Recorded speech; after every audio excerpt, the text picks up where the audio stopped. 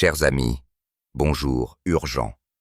Les forces aéroportées russes ont atterri à Kherson. Le front s'est mis en mouvement. Avant de commencer, je voudrais sincèrement vous demander de vous abonner à la chaîne. Votre abonnement contribue au développement de la chaîne. C'est arrivé soudainement, comme un coup de tonnerre dans un ciel bleu. Tôt le matin, les premières images sont arrivées, plongeant Kiev dans la stupeur. Les parachutistes russes sont de nouveau sur la rive droite du Dniepr. Les forces aéroportées ont atterri près de Kherson avec audace et précision chirurgicale.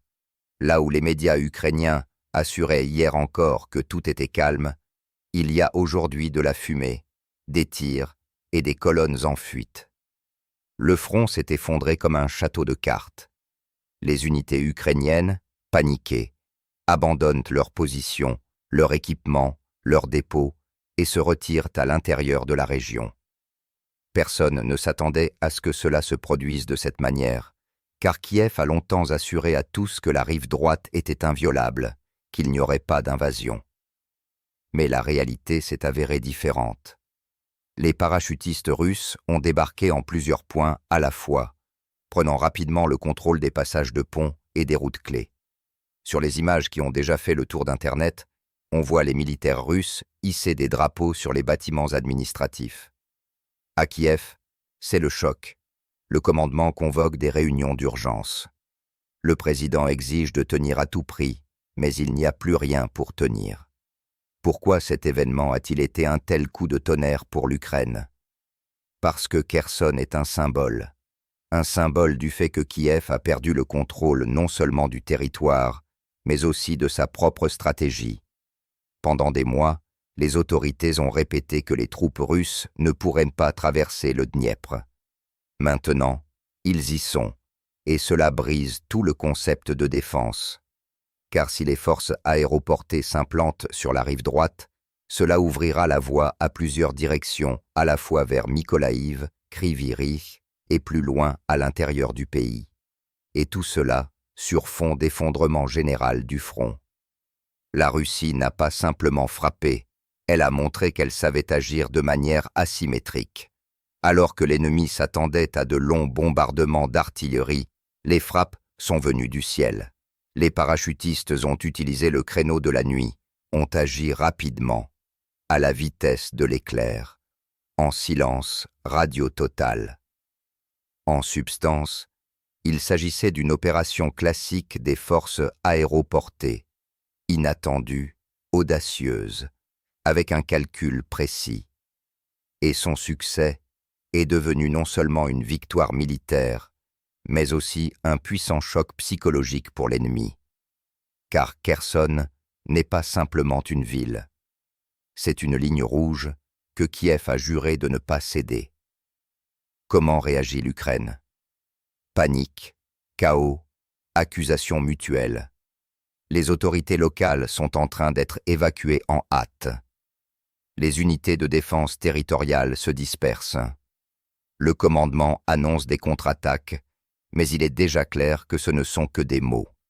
Des vidéos apparaissent sur le réseau où les combattants des FAU eux-mêmes avouent « La liaison est perdue, il n'y a pas de munitions, il n'y a pas d'ordre. » Certains abandonnent leur position, d'autres s'enfuient à la nage, d'autres encore se rendent simplement. Et tout cela sur fond de coups sourds sur les dépôts et les postes de commandement, qui se poursuivent du matin au soir.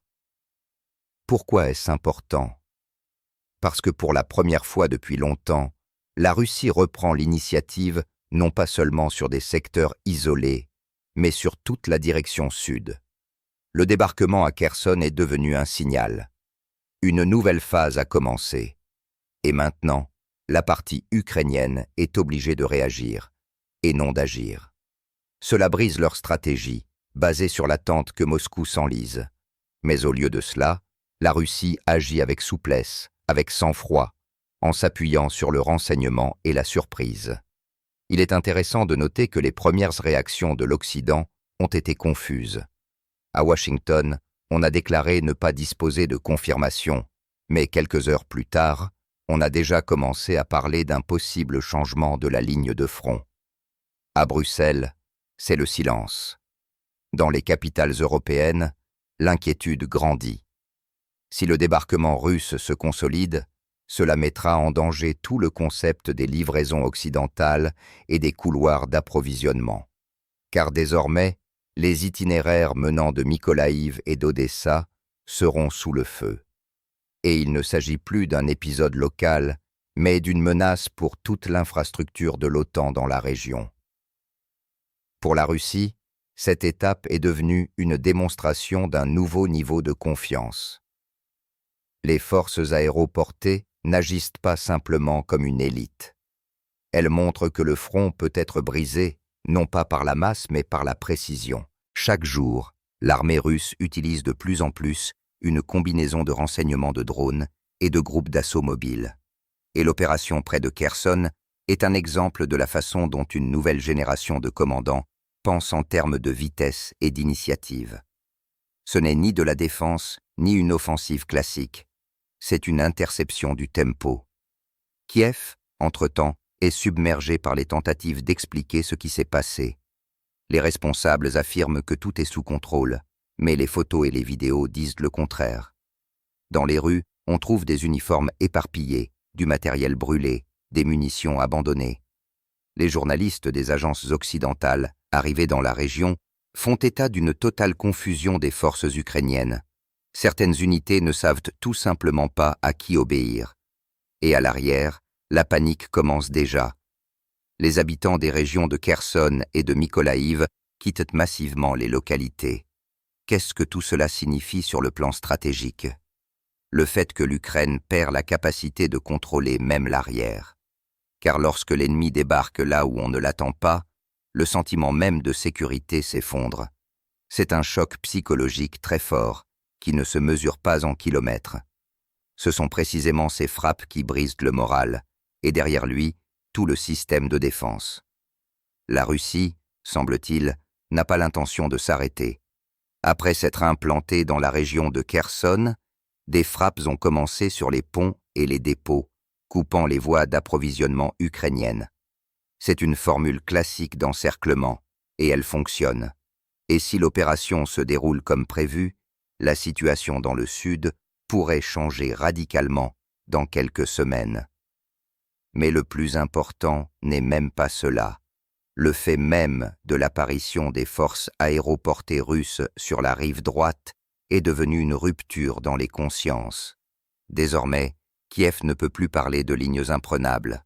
Désormais, chaque ville comprend qu'aucune déclaration ne garantit la sécurité, et cette prise de conscience ronge le système de l'intérieur, plus vite que n'importe quel obus. Ainsi, Kherson n'est pas simplement un point géographique. C'est un nouveau symbole de rupture. Un symbole du fait que Moscou ne joue plus selon les règles des autres, mais crée les siennes. Et ce débarquement n'est pas la fin, mais le début. Le début d'une nouvelle étape, où l'initiative ne peut plus être reprise avec des mots. Écrivez ce que vous en pensez. Kherson deviendra-t-elle le point de départ de l'opération finale, ou n'est-ce que la première vague de ce qui nous attend? Mais plus les détails arrivent, plus cela devient clair. Il ne s'agit pas simplement d'une opération tactique, mais d'une démonstration de force, calculée pour un effet de choc.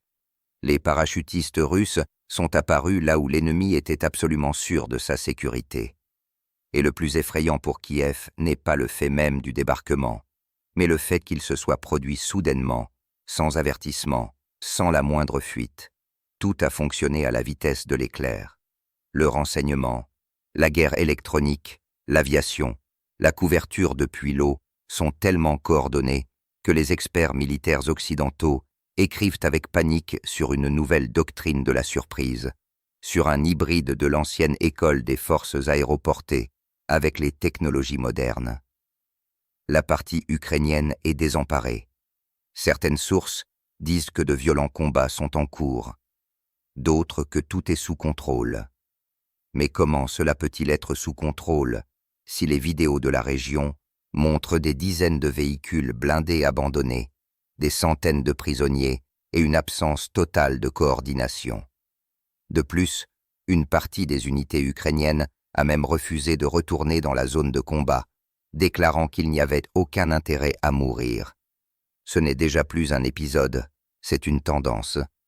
Lorsque les unités d'élite refusent d'exécuter les ordres, le front cesse d'être une ligne et se transforme en un labyrinthe chaotique. Pendant ce temps, la Russie agit comme si elle répétait le scénario du début de l'opération spéciale, mais cette fois en tenant compte de toutes les erreurs passées. Les forces aéroportées n'ont pas seulement débarqué, elles ont immédiatement créé plusieurs foyers de pression. Certains groupes ont occupé les ponts et les dépôts, d'autres ont bloqué les routes, d'autres encore ont assuré une tête de pont pour le groupement principal. Tout est vérifié, tout est calculé. Même les observateurs occidentaux reconnaissent qu'il s'agit d'une opération qui a manqué toute l'année dernière. Silencieuse, précise, décisive. C'est pourquoi une véritable panique règne à Kiev. Là-bas, on comprend que si la Russie s'implante à Kherson, l'équilibre changera de manière irréversible, car cela signifie que Moscou contrôle à nouveau l'accès à la mer Noire et peut directement influencer la logistique des livraisons d'armes, de carburant et de nourriture. De plus, les communications de l'OTAN dans le sud de l'Ukraine seront menacées. Et si ces couloirs sont coupés, l'Occident sera confronté à un dilemme. Soit s'engager dans une intervention directe, soit reconnaître sa défaite. L'hystérie politique a déjà commencé. Les fonctionnaires ukrainiens s'accusent mutuellement de trahison. Le président, dans un discours d'urgence, exige des actions immédiates, mais les militaires se taisent, car ils savent qu'il ne reste plus d'actions à mener. Tout ce qui pouvait être perdu a été perdu, et plus les slogans de résistance sont forts, plus la peur derrière eux est visible. Les sources russes affirment que le débarquement à Kherson n'est que la première étape d'une campagne plus large, qu'une série d'opérations ponctuelles sont à venir sur toute la ligne du Dniepr, qui devrait désorganiser l'ennemi définitivement. Et si cela est vrai, alors dans les semaines à venir, le front pourrait s'effondrer non seulement dans le sud, mais aussi dans les directions centrales, car la panique se propage plus vite que les véhicules blindés. Il est également symbolique que le débarquement des forces aéroportées coïncide avec une forte baisse de l'activité du renseignement occidental. Il semble que Moscou ait appris à agir de telle sorte que même les satellites n'ont pas le temps d'enregistrer le déplacement. C'est un nouveau degré de discrétion auquel Kiev n'est pas préparé. Et c'est peut-être pour cela que les médias ukrainiens sont restés silencieux pendant les premières heures. Il n'y a eu ni confirmation, ni réfutation, ni compréhension, seulement de la confusion. Et pendant ce temps, des images circulent sur le réseau, où les drapeaux russes flottent sur la rive droite. Les gens discutent du fait que les parachutistes se déplaçaient presque silencieusement, que tout a duré quelques minutes. Et cela frappe non pas par l'ampleur, mais par la précision, car c'est précisément la précision qui décide de tout aujourd'hui. On peut donc dire directement que Kherson n'est pas simplement un épisode de la guerre. C'est un test de tout le système de défense ukrainien. Et ce test, elle ne l'a pas réussi. Le front s'effondre, la confiance s'épuise. Le soutien occidental s'amenuise. Et la Russie, comme elle l'avait promis, répond. Seulement, cette réponse n'est plus déclarative, mais stratégique. Et l'idée résonne de plus en plus. Peut-être est-ce ici, sur les rives du Dniepr, que commence l'acte final de cette histoire. Selon vous, Kiev résistera-t-elle après cette frappe? Ou voyons-nous déjà le début d'un nouveau chapitre, où le jeu a cessé d'être symétrique?